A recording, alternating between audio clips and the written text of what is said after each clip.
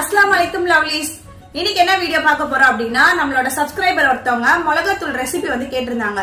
So நான் வந்து வீட்ல எப்படி மிளகாத்தூள் அரைப்பேன் அப்படின்றத உங்களுக்கும் காட்டலாம். அதுல நான் என்னென்ன இன்கிரீடியன்ஸ் வந்து ஆட் பண்றேன் அப்படின்னு காட்டலாம். இது வந்து எங்க அம்மா வந்து அரைக்கிறாங்க. சோ வந்து நான் வந்து பாரம்பரியமா தான் இந்த மிளகாத்தூள் வந்து ப்ரிப்பேர் பண்றேன்.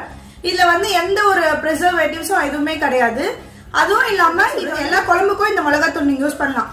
சாம்பார், காரக்குழம்பு, குருமா, ஈவன் எந்த குழம்பா இருந்தாலுமே இந்த மிளகாத்தூள் நீங்க யூஸ் பண்ணலாம்.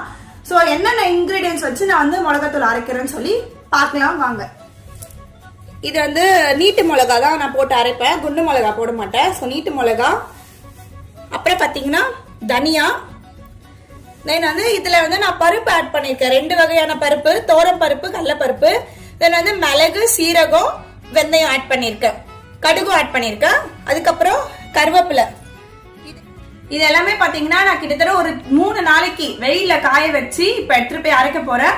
இந்த கருவேப்பிலை எல்லாம் வந்து பாத்தீங்கன்னா நம்ம கடையில இருந்து வாங்கினா ஈரப்பதம் இருக்கும்ல, சோ நல்லா இதை வந்து காய வைக்கணும். கருவேப்பிலை பாத்தீங்கன்னா நான் 5 டேஸ் கிட்ட வந்து காய வச்சிருக்கேன். நல்லா அதை தொட்டு பார்த்தா மொடன்னு இருக்கணும். சோ அந்த அளவுக்கு காஞ்சிடும். ஏன்னா கொஞ்சம் ஈரப்பதம் மிளகாத்தூள்ல இருந்துச்சுன்னா கூட மிளகாத்தூள் வந்து கெட்டு போயிடும். இது வந்து நான் அரைச்சேன்னா கிட்டத்தட்ட ஒரு 6 மந்த் வரைக்கும், அதுக்கு மேலே வச்சுக்கலாம். ஆனா எனக்கு அவ்வளவுதான் வரும். 6 மந்த் வரைக்கும் நான் வச்சுப்பேன். ஒரு பூச்சி வண்டு எதுவுமே இருக்காது, சூப்பரா இருக்கும். இப்ப நான் வந்து அரைச்சிட்டு வந்து காட்டுறேன் எப்படி இருக்கு அதோட டெக்ஸ்சர்.